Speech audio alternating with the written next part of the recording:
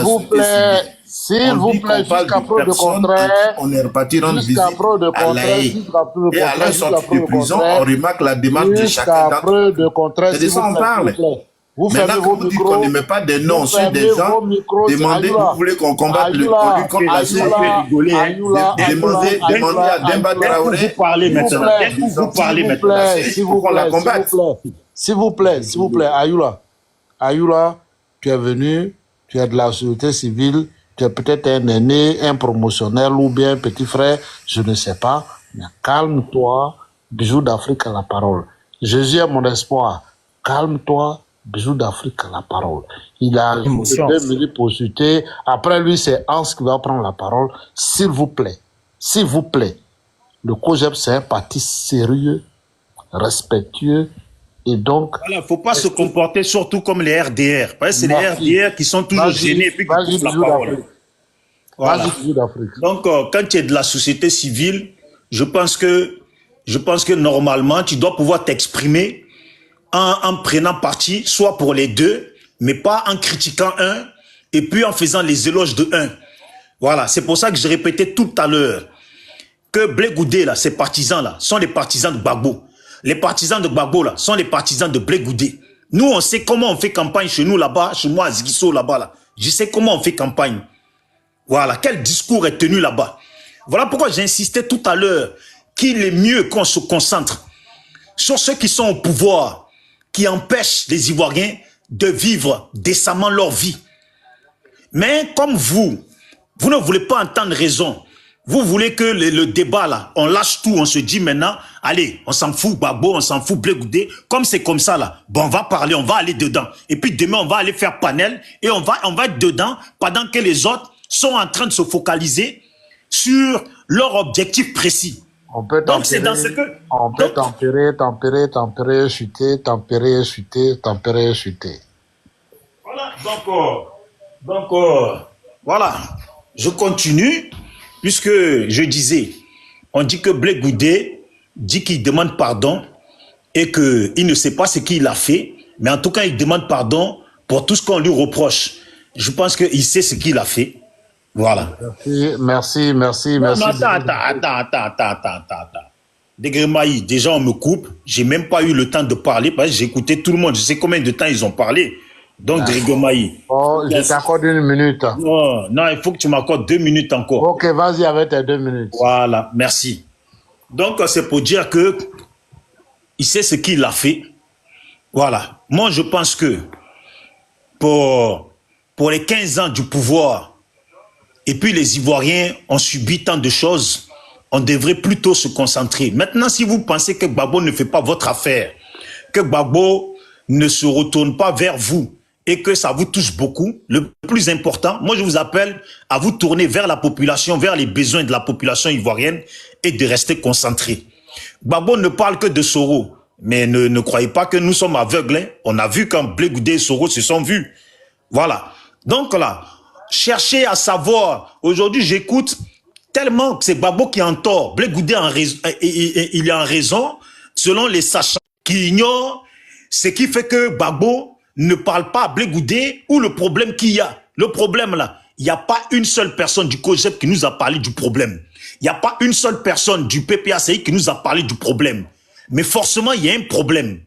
Voilà, donc ce soir, on se concentre sur Alassane, qui est le plus gros problème, comme disait Gbagbo, le Digbadet, ou vous voulez qu'on se concentre sur nous, entre nous. Voilà, merci, je m'arrête là. Merci.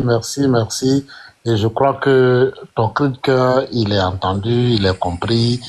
Alors là, on a sur notre panel les débriefs du COJEP, un sachant, un invité spécial. Et enfin, il n'est pas invité, mais il est venu spécialement. Hans, on a eu des coups de gueule entre lui et moi sur d'autres panels. Il est avec nous aujourd'hui. Hans, bonsoir. Bonsoir, cher frère Degremaï. Merci, tu as la parole, Hans. Ce soir, avant que de me prendre la parole, je plante le décor. Ouais. 2 thèmes vont meubler donc notre panel de ce soir. Blé Goudé, le président Charles Blé Goudé mérite d'être amnistié. Ça, c'est le premier thème. Parce que, selon toi, pourquoi il mérite d'être amnistié? Est-ce parce que au Ghana, il n'était pas un réfugié politique, mais comme un fugitif, cueilli à froid un 17 janvier pour être Manu Militari transféré en Côte d'Ivoire où il a purgé 14 mois en détention pour être ensuite transféré à la CPI où il est sorti de la CPI le 26 novembre 2022 où il a gagné la Côte d'Ivoire et malgré ça, il est encore sous 20 ans d'emprisonnement ferme et 10 ans d'inéligibilité. Et quand il est sorti, il ne parle que de paix, paix, paix, paix et paix. Malgré ça, il est encore sous interdiction. Est-ce que c'est ça qui mérite qu'il soit amnistié? Ça, c'est le premier thème. Le deuxième thème, la CEI, est-ce qu'elle mérite, est-ce qu'elle nous garantit des élections apaisées et crédibles? La CEI, déjà, dans sa composition, dans son fonctionnement et dans ses agissements, est-ce que cette CEI-là nous garantit des élections apaisées et crédibles? Voilà donc les deux thèmes qui meublent ce soir notre panel. Merci Hans d'être à notre panel ce soir. Hans? Pardon, je parlais le micro fermé, désolé. Ah, d'accord. Okay. Donc, bonsoir à tous. Bonsoir, cher grand frère Degemaï. Bijou d'Afrique, comment vas-tu, cher frère? Laure et puis tout le reste du panel. Bien le bonsoir à vous. Bon, c'est des thèmes très intéressants. Est-ce que Chablé Goudé mérite d'être amnistié? Mais je mets tout de suite les pieds dans les plats. Je dirais que oui. Voilà. Je pense que Chablé Goudé, et on le sait tous, hein, a subi un grand procès à La Haye, et justement où il était question de répondre de graves accusations contre sa personne, donc des crimes contre l'humanité et autres. Et Dieu merci, il a été, comment je peux dire, blanchi. Voilà, il a été blanchi, il a été innocenté. Et donc, de ce fait, normalement, Chablé Goudé ne doit normalement plus être soumis à un autre procès lié justement au fait de la crise. Malheureusement, en Côte d'Ivoire, on a une justice qui dit tout sauf le droit. Donc, c'est une justice aux ordres qui est instrumentalisée par le pouvoir en place dans un but très simple, bien évidemment, écarter les candidats très gênants ou ceux qui peuvent justement faire de l'ombre au gouvernement Ouattara. Donc, nous sommes tous d'accord et unanimes que, bien évidemment, la condamnation de Blé Goudé à 20 ans de prison et 10 ans de privation de ses droits civiques, plus 200 millions d'amende, de dommages et intérêts à verser, tout ça, on sait très bien que c'est une décision inique. Donc, pour moi, bien évidemment, il mérite d'être amnistié. Comment? Je pense qu'en politique, il n'y a rien de cartésien. On peut toujours discuter pour trouver un consensus, comme cela a été pour Alassane Ouattara, qui lui aussi a connu des travers et qui a utilisé une autre manière autre que la manière pacifique. Donc, qui a utilisé les armes et qui s'est fait imposer finalement dans la sphère politique ivoirienne. Et cela a été acté par sa candidature. Donc, nous, tout au contraire de ce qu'ils ont fait, nous, on appelle toujours à des discussions. Je crois que c'est ce que Chablé Goudé fait. Il se fait entendre sur son procès qu'il estime être injuste et il demande la clémence de Alassane Ouattara sur son cas. J'espère que cela sera entendu par Alassane Ouattara et puis voilà, il va rentrer dans ses droits et puis à partir de là, il pourra candidater voilà, aux prochaines élections présidentielles parce qu'il ne cache à personne qu'il veut un jour diriger le pays. Par contre, ce que je veux relever, avant d'aborder dans le deuxième point, et je ne veux pas vraiment monopoliser la parole, Chablé Goudé, il y a des sorties qu'il a fait qui, moi, véritablement m'ont gêné et continuent de me gêner. Et puis, je voudrais qu'on sorte un peu de cette familiarité, dont M. Chablé Goudé se gargarise à propos du du président Laurent Gbagbo. Je pense que quand on est en politique, il faut savoir faire la part des choses. Vous savez, il y a des rapports personnels et puis il y a des rapports politiciens. Je veux dire que on ne peut pas utiliser les rapports personnels pour l'introduire dans la sphère politique, pour faire passer celui qui est en face de nous comme quelqu'un qui est pas reconnaissant. On le livre pratiquement à la vindicte. Si vous dites que Laurent Gbagbo est votre père, je pense que le père, on cache sa nudité. Voilà, je pense que le père, c'est celui-là qu'on protège, c'est celui-là vraiment dont on est tant jaloux qu'on ne veut même pas qu'un de ses secrets soit dehors. Mais à l'opposé de ça, moi j'ai vu Charles Goudé en train de dire qu'il avait les dessous du président et que voilà, il avait sa chemise, il lui donnait même à manger. Il a dit plein de choses comme ça. À quelle fin, je ne sais pas. Si c'est pour montrer que tu étais au service de ton père, comme tu le dis, mais je pense qu'il y a une autre façon de le dire. Il faut simplement dire que tu étais là quand le président a besoin de toi. Moi, je peux pas, je veux dire, me mettre, par exemple, en public et dire tout ce que je fais pour mon père. Qu'est-ce que je cherche en définitive? Ce que je fais pour mon père, c'est entre moi et mon père. Voilà, parce que c'est mon père. Je peux faire une petite motion, parce que vous m'avez fait monter, je peux faire une petite motion. Ouais, juste 1 minute, le temps que Hans finisse et tu lui fasses ta motion, s'il te plaît. Merci. Merci. Hans finit. Je relève certains points, ok? Donc, moi, ça, quand on introduit des rapports personnels dans la sphère politique, je pense qu'on mélange tout. Et puis, excusez, hein. Quand on introduit des rapports personnels dans la sphère politique, je pense qu'on mélange tout et il y a, je veux dire, il y a une idée tendancieuse derrière. Parce que quand tu dis ça, et puis après tu dis, j'ai demandé pardon. Nous, on ne sait pas pourquoi tu demandes pardon au président Laurent Gbagbo. De toute façon, il ne s'est jamais plaint de toi ouvertement, de ce que je sache. La première interview que le président Laurent Gbagbo a livrée, je crois que c'était avec Henri Perlman. Je crois que c'est, désolé, j'ai reçu un appel. Je crois que c'était avec Henri Perlman qui lui a posé une question. Donc, la question au président Laurent Gbagbo de savoir ses rapports, excusez-moi, les rapports qu'il entretenait avec Charles Goudé. Le président Gbagbo, il a été vraiment clair là-dessus. Je pense qu'il s'est prononcé une bonne fois pour toutes parce que il a simplement dit, mon compagnonnage, depuis que nous sommes sortis de l'AE, mon compagnonnage avec Charles Goudé est terminé. C'est très simple à comprendre, honnêtement. Un compagnon, c'est quelqu'un avec qui on fait route ensemble. On fait chemin ensemble. Pourquoi? Parce que on partage des visions communes, on partage une idéologie, en fait, on a des choses en commun qu'on partage. Donc, ça nous rapproche et ça fait qu'on fait chemin ensemble pour un but. Donc, le thème utilisé par Laurent Gbagbo n'est pas un thème fortuit. C'est-à-dire, il ne l'a pas utilisé comme ça. Il pouvait dire simplement, bon, pour le moment, Blé Goudé, il prend son chemin, je prends le mien. Non. Il dit, notre compagnonnage, c'est achevé. Ça veut dire quoi? Ça veut dire que les visions ne sont plus les mêmes. Ça veut dire que désormais, il a sa feuille de route, j'ai la mienne. Ça veut dire que désormais... En fait, tu commentes ça ou tu expliques ça? Mais c'est un commentaire? Non, c'est pas un commentaire. Je fais pas un commentaire. J'explique ce que le président dit par le compagnonnage est terminé. Ok. Pour dire en fait que normalement, le COGEP n'a pas véritablement à pleurnicher. Moi, je peux parler terre à terre, s'il vous plaît. Madame, j'ai pas fini, laissez-moi chuter. Ou alors, Non, on laisse ensuite. Non, Hans, continue. Excuse-moi, en bas, on se connaît. Laisse-le finir. Non. Je la connais. Laissez Hans finir. Je suis le seul habilité à couper son micro et lui prendre la parole. Vous, à côté, souffrez et patientez et après vous allez prendre la parole. Oui, Hans, on t'écoute. Même pas long. Je sais que vous brûlez d'impatience tous de me répondre.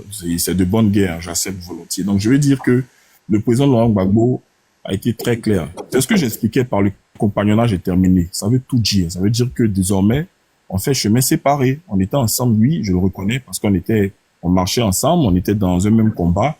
Mais aujourd'hui, ce n'est plus le cas. Donc, notre marche commune s'arrête. À partir de là, je pense qu'on devait tous comprendre que, évidemment, le président Charles Goudé a décidé de prendre son envol et que le président Laurent Gbagbo regarde désormais dans une autre direction. Mais après ça, on a vu les sorties, voilà, de Charles Goudé, très tendancieuse, à l'encontre du président Laurent Gbagbo, qui était même irrévérencieux par moments et qui frisait même l'irrespect. Il faut le dire, sans faux fuyant. Moi, je pense que pour quelqu'un que tu as considéré comme ton père et que tu as présenté comme ton référent politique et que tu aurais même dit que là où ce serait la fin de Laurent Gbagbo, ce serait là ton début et que tant que Laurent Gbagbo est dans l'arène et dans la sphère politique, toi, tu te tiendras à côté parce que tu ne peux pas compétir en même temps que toi. Donc, il y a beaucoup de choses qui ont été dites, vous comprenez? Et quand on met l'un dans l'autre... C'est quoi ces propos irrévérencieux qu'il a tenus? Quand on met les propos l'un dans l'autre, je crois que tout ça ne donne pas, comment on appelle ça, ce n'est pas l'avantage véritablement de Charles Blé Goudé. Je pense que bon, il a décidé de faire son chemin seul. Rachel, depuis Crasso, elle aimait Laurent Gbagbo. Elle n'est plus avec Laurent Gbagbo. On continue. Je vous écoute. Hans. Ça y est, tu commences. S'il vous plaît. Tu commences. Le panel se passe bien là. Commence pas tes trucs d'habitude là. Laissez Hans finir. Hans, il faut chuter dans 1 minute et demie. Donne-le la parole. Hein. Donne la parole. Il n'y a pas de problème. Donne la parole. Ok. Merci Hans. Tu fermes ton micro s'il te plaît. Alors, s'il vous plaît. Je pense que Hans n'a pas cité un seul propos du président et de Charles Blé Goudé. Hein. Moi, je veux qu'il cite ça. Non. C'était la question. Non, mais je vais te le citer. Là n'est pas la question. Je vais te citer tout ce qu'il a dit, même dans ses proverbes, tout ça, qui était très tendancieux et qui ça peut animer le débat. S'il peut étayer. S'il peut étayer son propos. Hans, cite au moins 1 ou 2 proverbes et moi je vais te les expliquer et peut-être qu'on ne se comprend pas. Oui. Je n'ai pas besoin que tu me l'expliques. Moi, je sais ce qu'il dit. Je sais, je suis pas un gamin, je comprends, tout le monde sait. Je vais dire une sortie qu'il a faite qui pour moi était très maladroite. Et j'ai la vidéo, je vais la retrouver parce que je vais la jouer. Quand Gbagbo fait son appel de Benoît, il est très fort. Et ça, on en a discuté, toi et moi, des sur notre panel. Super. Voilà. Je ne sais pas la tournure que vous avez voulu donner. Vous avez donné des explications, mais je veux dire quoi? À la suite d'un appel, il y a une réponse, même si elle n'est pas officielle, mais il y a une pensée qui est dite. Parce que l'appel est adressé à l'ensemble de la classe politique, mais surtout de gauche. Charles Blé Goudé se prétend être de gauche, ok? Prenez Katina. S'il te plaît, Hans, il faut chuter, elle va prendre la parole. Mais tu vas demander d'expliquer quelque chose, c'est ce que je fais. Oui, donc vas-y. Donc, il a été clair là-dessus. Laurent Gbagbo dit, venez avec moi, mettez-vous ensemble autour de moi pour enlever Alassane Ouattara. Ça veut dire quoi? Je vous appelle à ma suite pour qu'on puisse faire un bloc pour enlever Ouattara. Il est sorti, il a répondu. Il a répondu à ça. Il a dit quoi? Ce n'est pas un communiqué officiel, mais c'est une pensée. Et les politiciens ont cette manière de faire, de répondre. Soit sur des actions, sur des activités, sur des événements politiques. Mais il a dit, tu marches chez n'importe quoi t'arrive. Donc tu es quitté dans le cas de Gbagbo. Gbagbo, Laurent Kanati est quitté dans son cas. Qu'il joue la vidéo. Camarade de Gremaï, demande-lui de jouer la vidéo. Non, mais Degrémaï. Il faut laisser. Non, mais Degrémaï, avant Hubert Arnaud. Degrémaï, c'est pas pour, c'est juste pour te dire une chose. Dis à la dame en bas qu'elle arrête qu'elle arrive à se contrôler. Oui, c'est comme ça que tu fais. C'est pour ça que je te prends pas sur mes panels. Après, tu te plains là. Arrête de décrocher comme ça. Laisse Hans chuter, s'il te plaît. Laisse Hans chuter. Hans. Je disais, ouais. Donc, j'ai planté juste ça. Je me tais. Ok, merci. Et puis, bon, voilà. Mais je veux dire quoi? Calmez-vous. C'est juste des échanges, hein. C'est des idées. Il n'y a pas à y mettre les tripes, le cœur, tout ça, non. On discute, ok? On n'a pas besoin de se fâcher ou de lever la voix. Je vous écoute. Donc, on retient que le propos du président Charles Blé Goudé n'a pas été cité. Ok, ouais, laissez la dame. Merci. Fermez le micro. Candidat non plus. Fermez le micro, s'il vous plaît. La dame en bas. Madame, tu peux parler, s'il te plaît? Tu peux ouvrir ton micro et parler, s'il te plaît? Non, je voulais parler, mais Bijou d'Afrique, là, il est venu pour me faire taire. Donc, voilà, Bijou d'Afrique, là, c'est mon neveu, c'est un Marseillais. Bon. Donc, je voulais tout dire. Mais je vais continuer à vous écouter. Pardon, et puis après... Il faut donner la parole, il faut parler, pardon. Vas-y. Omer, j'ai dit, j'attends. Ce qui est sûr, c'est qu'il va arriver là, et puis après, je vais parler. Parce que moi-même, là, je coupe les gens. Mais maintenant, là, je vais bien entendre. Et puis, je vais me civiliser sur TikTok. D'accord. Est-ce que moi, je connaissais TikTok? Donc, voilà. Omer, Bogué. Je vais écouter les gens et puis je vais parler. Merci. D'accord. Ok. Je crois que le débat, il commence à être très intéressant. Très intéressant. On s'est eu sur un autre panel où on a parlé et le débat commence à être très intéressant. Mais ce que je voulais dire, comprenons que nous avons un ennemi commun. Un ennemi commun qui est Alassane Dramane Ouattara, que nous voulons enlever au pouvoir, mais avec la manière.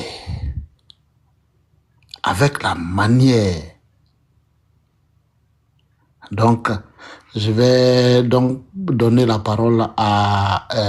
comme madame, tu ne veux pas parler... Non, je vais parler maintenant. Oui, donc, ça me revient. Oui, je vais parler maintenant.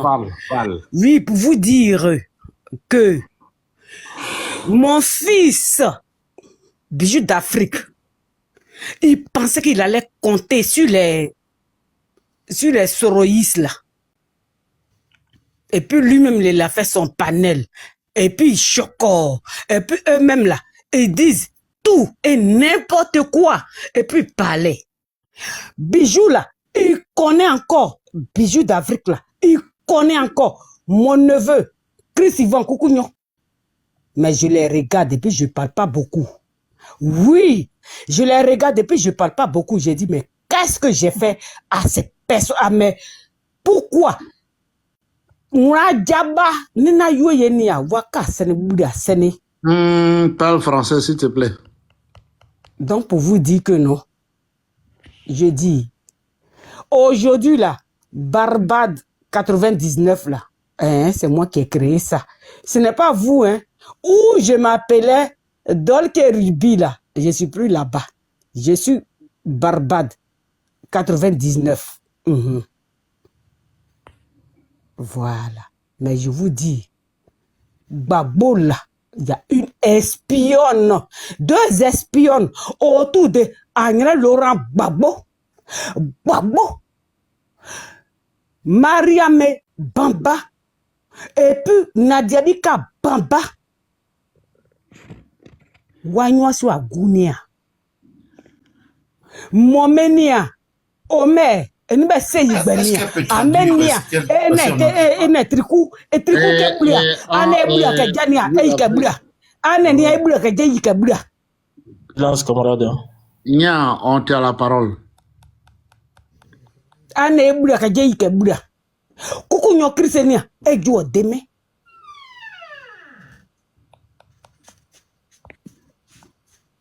E jo deme. Ne joigne deme ma menia ane fo ayukuri jania a continuer a nyane yanu kakane menia Nadia di kanea espionne ane Gbagbo.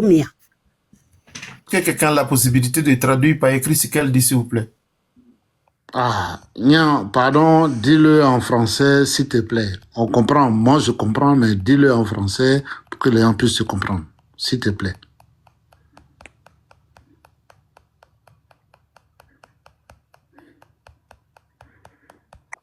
Allez, il faut avancer. Ok, bon, donc, Nian, si tu as fini. Eh bien, quoi. Ok, ça veut merci, dire que... merci, mais na micro et na député que Dieu moi. S'il te plaît, Non, je lui dis le micro là, si elle a fini, il ne faut pas qu'elle démute, c'est tout. Non, elle va juste couper son micro, Mais ce que moi je tenais à vous dire, c'est que nous avons un ennemi commun. C'est vrai. Nous qui avons été voir le président Charles Blé Goudé et le président Laurent Gbagbo à La Haye, nous en savons beaucoup. Je dis bien, nous en savons beaucoup et beaucoup trop que nous ne devons pas exposer, nous ne devons même pas exposer parce que le président Laurent Gbagbo, c'est notre père. Moi, quand tu parles comme ça, Excuse-moi, hein, désolé, vraiment désolé. Je veux dire, quand tu parles comme ça, quand tu dis... Émotion depuis là, tu lui redonnes la parole, alors qu'il vient de parler. Quand tu dis, qu'est-ce que tu as quel souci, mon frère? J'ai pas de souci. Je demande une motion. On n'est pas en palabre, frère. On n'est pas en palabre. Hubert Arnaud, ferme ton micro, s'il te plaît. Non, mais Hans n'a pas pu citer les propos du président Charles Blé Goudé. Donc, il n'y en a pas. Il faut qu'on évolue dans le débat. Parce qu'il n'y en a pas, s'il n'a pas cité, parce qu'il n'y en a pas. Parce que le président Charles Blé Goudé, il parlait le président Charles Blé Goudé, parce que le président Charles Blé Goudé, je vous le dis, et je vous dis encore, Charles Blé Goudé, il est...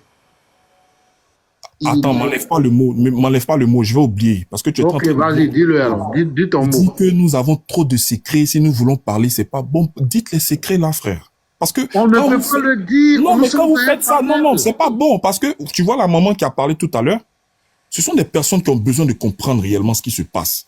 Et quand vous faites ça, vous voulez, c'est-à-dire de façon insidieuse, parce que vous ne le dites pas, vous voulez faire croire qu'il y a des choses beaucoup plus profondes et c'est à mettre à l'actif, non pas à l'actif, c'est à mettre à la responsabilité de Laurent Gbagbo. C'est pas bon. Si vous estimez qu'il y a des choses graves qu'il aurait fait, qui, je sais pas moi, qui a fait causer du tort à Blé Goudé, expliquez-le clairement, on va tout savoir. En fait, moi, c'est ça que je vous reproche un peu par moment, vous voyez. Parce que ça, est-ce que ça... nous sommes... Je vous l'ai dit. Non, arrêtez. S'il n'y a rien à dire, ne parlez pas de ça. On peut répondre avec d'autres arguments. Hans, s'il te plaît, nous sommes sur un panel. Hans, moi, je vais t'envoyer mon téléphone et on va parler, toi et moi. Je vais t'envoyer mon téléphone, mon numéro de téléphone, on va parler, toi et moi. Merci, Degrema. Il faut faire comme ça, merci. Mais, voilà, parce que même là où il a intervenu, là, le fait de dire, on connaît beaucoup de choses, mais je pense que soit tu aurais pu déjà commencer par lui dire, bon, on va parler en inbox. Parce qu'en disant comme ça, même moi, j'attendais. Qu'est-ce qu'ils ont? Voilà, ça concerne qui? Et à partir de là, les débats sont mélangés après. C'est tout. Ok, d'accord. Donc, on va faire encore un tour de table. On va faire un tour de table pour parler de notre CI. Sinon, laissons la relation Laurent Gbagbo et le président Charles Blé Goudé, pardonnez, le président Laurent Gbagbo. Avant qu'on ne laisse, il faut rétablir les choses. Parce qu'effectivement, il y a des gens qui nous écoutent. Ok, vas-y. On a tenu un certain nombre de propos, il faut qu'on réagisse. Voilà, pas parce qu'on est opposant ou bien pas parce qu'on est des ennemis, mais il faut rétablir la vérité. Voilà. Des ennemis, là. On n'est pas ennemis, effectivement. Il y a l'impression que tu es un peu en guerre avec les gens du PPAC. Depuis, faut fermer ton micro. Tu es en guerre avec les gens. S'il vous plaît, s'il vous plaît. Depuis là, je le constate, j'ai compris. Attends ton tour de parole. Hubert Arnaud va parler et après je te donne la parole, s'il te plaît. Merci. Hubert Arnaud, tu as la parole. Après, je passe la parole au frère. Merci. Merci, Degremaï. Tout à l'heure, je pense qu'on a été même interpellé. Dans mon propos, j'en avais dénoncé un certain nombre de choses et proposé à la fin qu'on se mette ensemble malgré nos divergences parce qu'on a un objectif principal. Mais en fait, il y a des tentatives subtiles de pouvoir intoxiquer, et je pèse le mot, qui sont pas bien.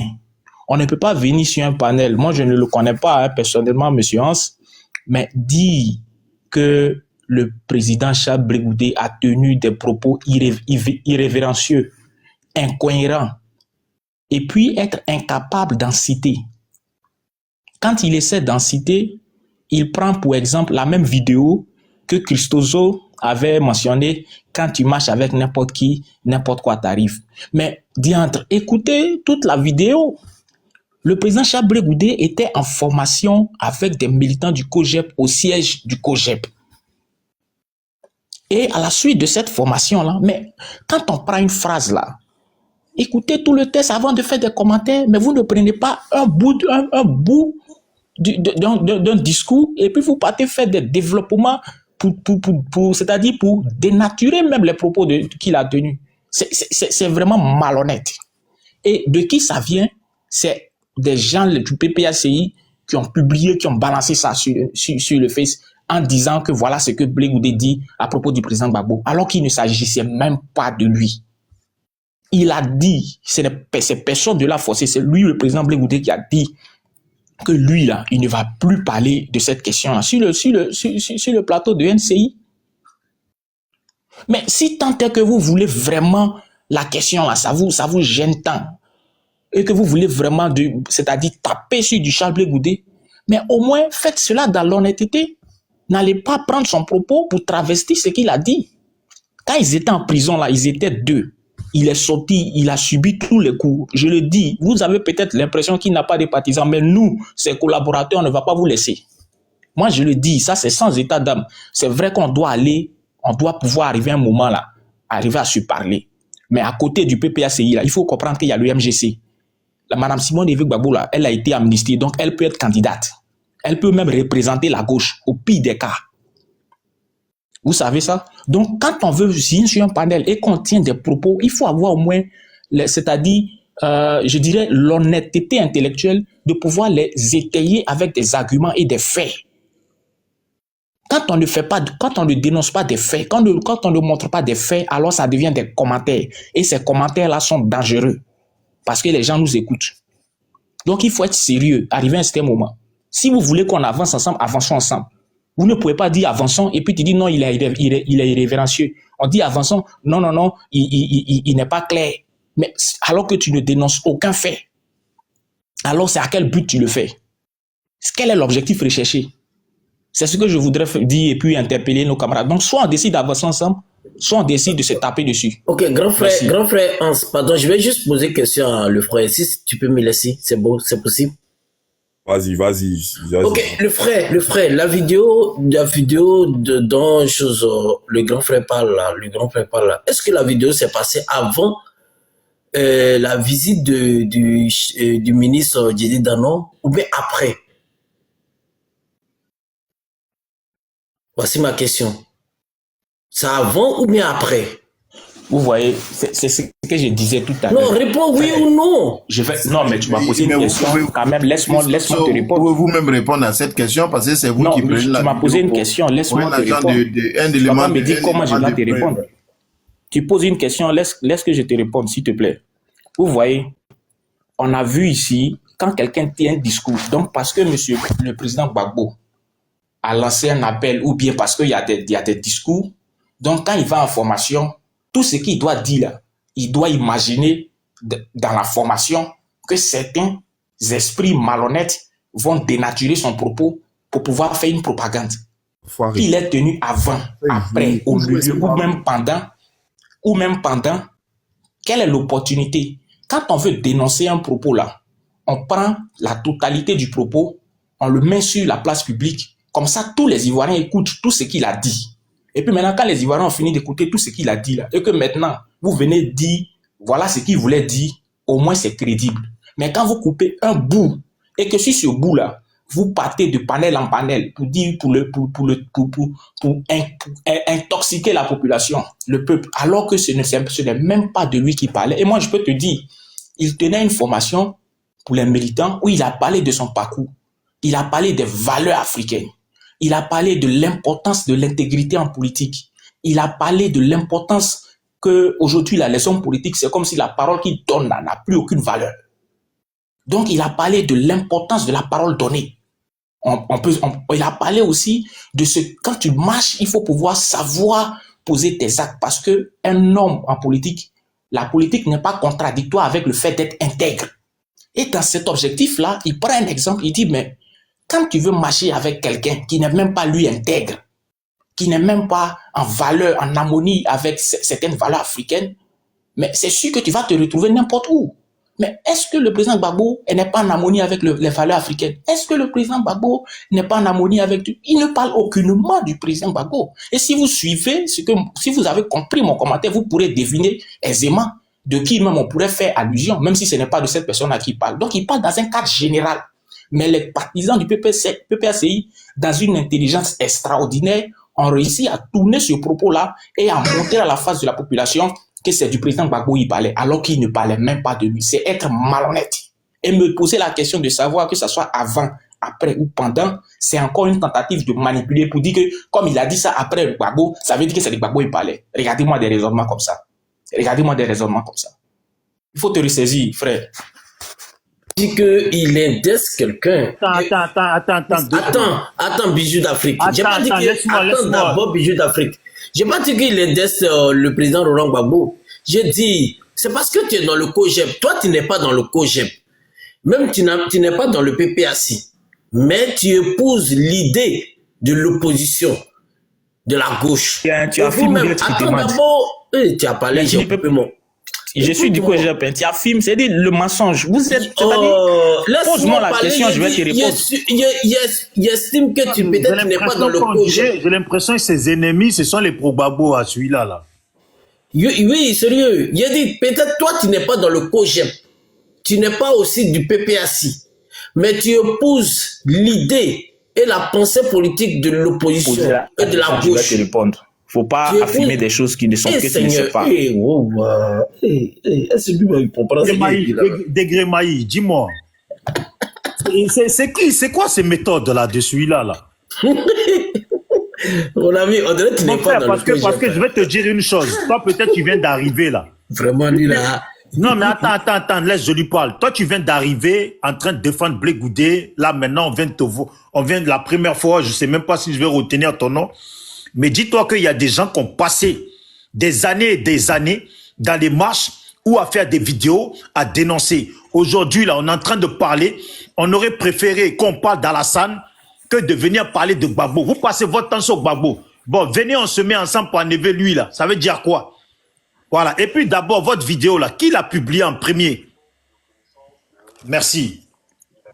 Mais si tu m'avais écouté, tu aurais compris. Voilà pourquoi j'ai dit quand on parle là, il faut qu'on s'écoute. Hein. Bijou, tu ne me connais peut-être pas, mais quand on parle là, il faut qu'on s'écoute. Moi, je ne suis pas un partisan. Je ne suis pas un sympathisant. Moi, je suis cadre du COGEP. Et je sais. Et Degré Maï, il a dit, voilà, quand il y a des choses qu'on ne veut pas dire, mais ça ne veut pas dire que tout est permis et qu'on va fermer l'œil sur tout. Ce que je suis en train de dire là, c'est simple. J'ai dit, il faut qu'on se mette ensemble. Mais nous n'allons pas laisser les gens travestir l'histoire. C'est simple. Quand on dit que le président Charles Blé Goudé a dit non, si tu marches à n'importe qui et qui veut parler du président Gbagbo, moi je parle seulement, je parle, je mets les j'ai pas dit non qu'il indesse le président Laurent Gbagbo. Puis, faut comprendre ça comme ça. Hans a développé cela et il est revenu dessus. Et il a dit qu'il a tenu des... J'attends juste qu'on me donne la parole, c'est tout. Voilà, le grand frère Hans. Il a dit que le président Charles Blé Goudé a tenu des propos irrévérencieux. Le grand frère de Comme exemple, il est beaucoup scellé, sincèrement. Il est beaucoup scellé. Christo, attends, je vais lui poser une question avant qu'elle dans ma tête. Tout à l'heure, en parlant, tu as été vague dans ce que tu dis parce que nous, on doit imaginer pour toi, mais toi, tu ne veux pas imaginer pour nous. Tu as dit que quand Blé Goudé disait ça, là, normalement, ça devait même concerner quelqu'un d'autre. Si on avait un peu réfléchi, on allait comprendre à qui ça concernait. Donc, nous, on n'a pas trop réfléchi. Dis-nous clairement, là, à qui ça aurait pu s'adresser, là. Dis-nous-le. Merci. Bijou, bon. Je vais résumer mon propos. Voilà. Effectivement, nous ne sommes pas dans l'invective. Nous ne sommes pas dans la provocation. Et rarement, vous allez me voir sortir sur les panels. Je passe sur ton panel très souvent, Bijou.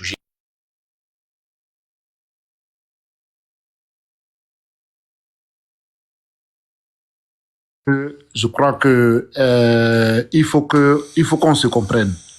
Le combat, voilà.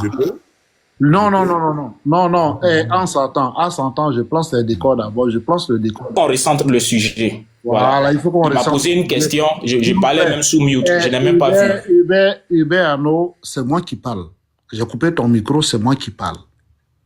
Jusqu'à preuve de contraire, j'ai la main sur le panel, c'est moi qui parle. S'il vous plaît. On ne peut pas crier comme ça. On peut parler n'importe comment et n'importe... C'est pas normal. Ça ne nous honore pas. Ça ne nous honore pas. Nous sommes suffisamment responsables. Hans, je ne le connais pas, c'est un jeune frère. Yobé Arnaud, tu es un jeune frère. Bijou d'Afrique, c'est un jeune frère. Je suis votre aîné ici. Et je suis le représentant du COGEP ici en France. Moi qui tiens le panel.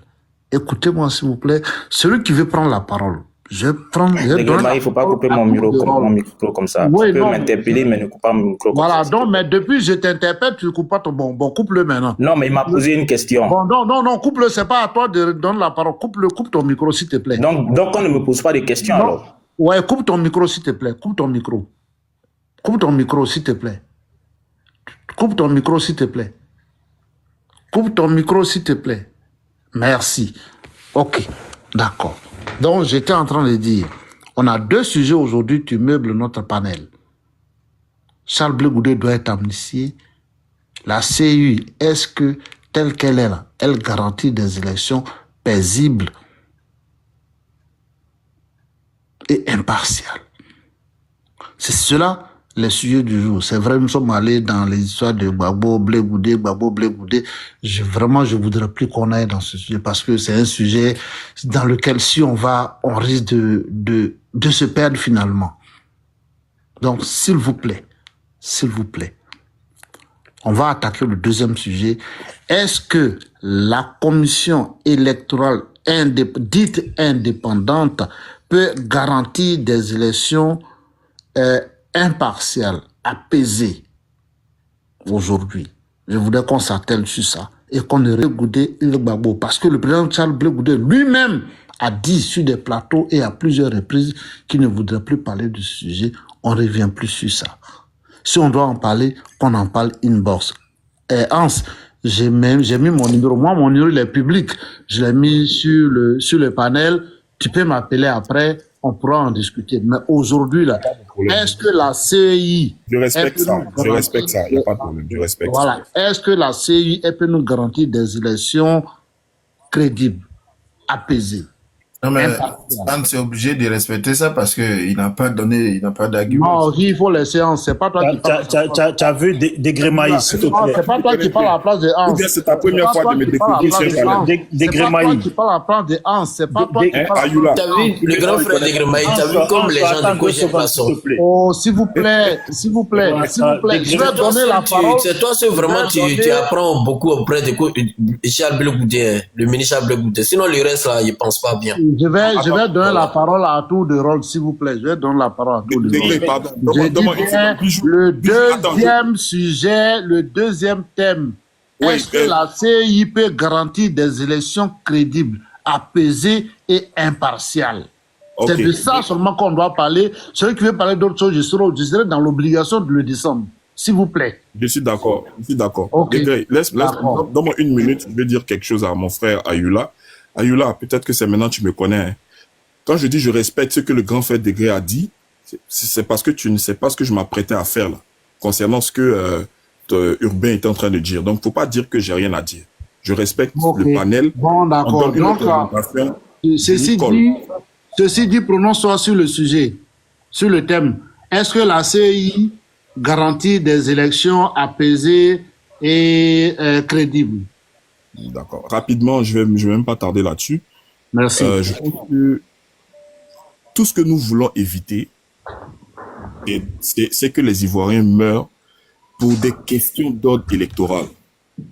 Parce qu'en définitive, le suffrage universel demande à ce que chaque citoyen exerce son droit de vote. C'est tout. Et ça, c'est la Constitution qui garantit cela aux citoyens. Donc, on n'a pas besoin de mourir pour des questions d'ordre électoral. On n'a pas besoin. Maintenant, il se passe que, dans les faits, dans la pratique des choses, tout ne se passe pas comme souhaité. Parce que, justement, les gens ne font pas preuve de clarté, de transparence. Les gens ne font pas preuve de beaucoup de sincérité dans la pratique. Et comme on sait que, s'il n'y a pas un gage de sincérité, il n'y a pas de gage de crédibilité, c'est clair que on va aller vers des situations difficiles et compliquées. Qu'est-ce qu'il en est de la CEI? Voici une institution qui a à sa tête un monsieur qu'on appelle Cuibière, qui est tout sauf impartial. Les sorties de Cuibière nous démontrent à suffisance que, mais il est encarté. Il a même du mal à faire montre de son impartialité. Toutes ces sorties sont visées vers l'opposition. C'est comme si il avait maille à partir avec l'opposition. Alors que Cuibière, il devait rassurer toutes les parties. Parce qu'en fait, c'est ça, en définitive. Il devait vraiment prendre la parole pour rassurer les Ivoiriens sur le bien fondé que représente la CEI quant à son impartialité dans les processus électoraux. Mais non! Et nous nous doutons de la sincérité de Cuibière. Pourquoi? Parce que quand on jette un coup d'œil dans le rétroviseur, il a posé beaucoup d'actes qui nous démontrent à suffisance et qui confortent notre suspicion selon laquelle il ne peut pas être celui-là même qui va être l'objet d'un consensus pour qu'on aille aux élections. La CEI ne garantit pas des élections crédibles. Je vais être de plus en plus pratique et factuel. Vous vous rappelez les élections régionales et municipales. Faites l'effort d'écumer véritablement la plupart des informations présentes sur le site des institutions. Vous allez voir de quoi il en retourne. Pour les élections régionales, vous avez vu le score fleuve qu'a eu à faire le RHDP. Ils ont pratiquement maillé tout le territoire national.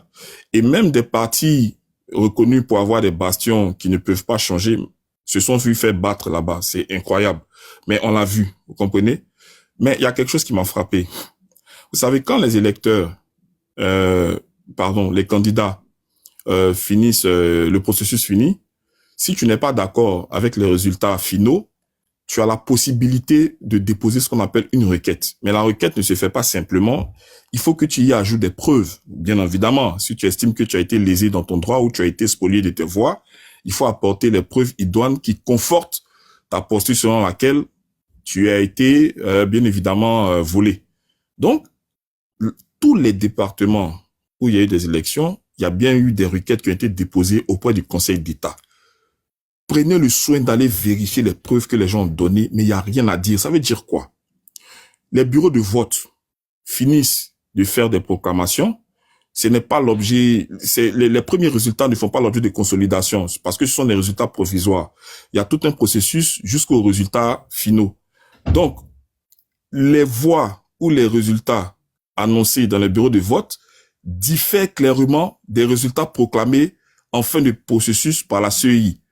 Par quelle magie, par quelle alchimie, on ne le sait pas. OK? Donc, tous ceux qui ont eu à apporter des preuves claires et tangibles se sont vus déboutés. Parce que justement, ceux qui tiennent la CEI ne peuvent pas donner autre résultat que les résultats qui engagent ceux qui les ont nommés. Donc ça, déjà, ça pose un problème. Maintenant, de deux, dans la pratique des choses, il y a des tablettes dysfonctionnelles, il y a des centres qui n'ont pas pu... En fait, la CEI ne garantit aucunement un scrutin sincère. De deux, pour le fait tout récent, et c'est là que je vais chuter, pour le fait tout récent, quand Cuibière sort pour dire qu'il n'y a pas de date claire quant à la révision de la liste électorale et qu'on doit faire la révision de la liste électorale après les élections, mais je pense que les Ivoiriens doivent sauter au plafond, c'est grave ça. Parce qu'une liste électorale ne vaut que parce qu'il y a des élections, mais le nom le dit, liste électorale. On fait la révision des listes électorales par rapport aux élections. Donc, il y a des années où il n'y a pas de processus électoraux, mais on fait quand même la révision. Mais quand on est en pleine année électorale, mais on ne peut pas faire la révision après. C'est pas possible. Regardez, en 2020, les révisions de la liste électorale se sont faites en juin, donc quelques mois avant le processus électoral. En 2015, c'était en juin, pareil. Et même en 2010, c'était aussi à quelques mois du processus électoral, donc des élections présidentielles. Mais pourquoi en 2025, là, on ne peut pas le faire? Et puis, on nous parle d'un chronogramme qui serait serré et que si on fait la révision, en fait, ça veut dire quoi? Ça veut dire que la CEI n'est pas franche, n'est pas claire. C'est pour cela que les partis d'opposition, et c'est là que j'appelle le COJEP à vraiment prendre son bâton de pèlerin en main, mais pour crier au même son de voix que les autres partis d'opposition qui disent qu'il faut véritablement que non seulement les noms des différents candidats soient réinscrits sur la liste électorale, ça c'est un, deux, mais il faut qu'on puisse aussi auditer cette liste-là et puis s'arranger à ce que véritablement la question de la mouture de la CEI soit revu. Si on ne fait pas ça, on est mort. Regardez ce qui se passe. Je pense que le PDCI l'a compris, tout dernièrement. Si vous suivez bien l'actualité politique en Côte d'Ivoire, vous allez voir que les députés, les parlementaires du PDCI et ceux du PPACI, mais se sont retrouvés. Vous comprenez? Parce qu'on a besoin de parler ensemble d'une même voix. Pourquoi on le fait? Plus vous formez un bloc uni, plus les revendications que vous faites vont porter. La question électorale en Côte d'Ivoire n'est pas seulement du fait des Ivoiriens. Les partenaires externes à la Côte d'Ivoire sont très préoccupés par la situation concernant justement le processus électoral. J'en veux pour preuve le cadre de l'EPU qui est l'examen des pays membres de l'ONU quant à la question des droits de l'homme. La Côte d'Ivoire a été le pays examiné. Ça s'est passé en novembre avec le ministre de la Justice qui a présenté les progrès de la Côte d'Ivoire en termes de droits de l'homme. Quand il a fini, parce que c'est la Côte d'Ivoire qui était le pays examiné, les 47 autres pays ont pondu une résolution qu'ils ont adressée au gouvernement de la Côte d'Ivoire. Est-ce que vous savez ce qui a été dit dans cette résolution?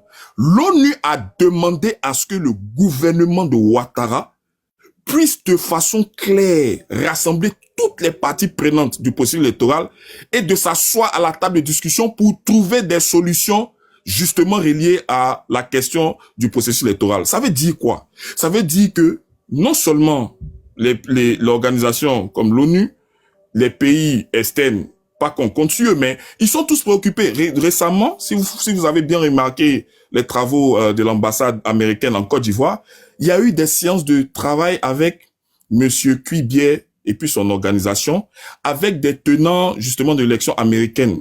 Ça veut dire quoi? Ça veut dire que s'il doit y avoir une situation de grabuge, les seuls responsables seront bien évidemment Monsieur Cuibier en premier chef et puis le gouvernement dans la Ouattara. C'est pour ça qu'ils sont enjoints par non seulement la classe politique ivoirienne à l'effet de venir discuter, mais aussi par d'autres partenaires extérieurs. Je vais jeter par là. Je pense qu'ils vont entendre raison. Le président Gbagbo l'a dit. Quand ils vont sortir de leur trouille, ils seront gagnés par un regain de vitalité, ils vont rentrer en eux-mêmes, ils vont savoir que véritablement, il faut s'asseoir et discuter. Donc, la CEI actuelle ne garantit pas des élections crédibles. Merci beaucoup. Merci. Vous voyez comment, alors, Ayula, on va parler de la CEI. Est-ce que la CEI, dans sa forme, sa composition et son agissement actuel, garantit des élections apaisées et crédibles? Ayula, tu as la parole. Oui, mais véritablement, je vais saluer Hans et dire que je suis heureux de faire sa connaissance. Ce que nous faisons, c'est des débats que nous menons et c'est des arguments que nous apportons. Ça ne veut pas dire qu'on ne veut pas forcément aller dans le même sens. Ceci étant, je le répète, il n'y a pas que des partis politiques ou des militants ou des sympathisants des partis politiques dans la population. Il y a aussi, dans cette population, des personnes qui sont de la société civile et qui observent de façon honnête la vie sociopolitique en Côte d'Ivoire et qui peuvent donner leur avis en cela.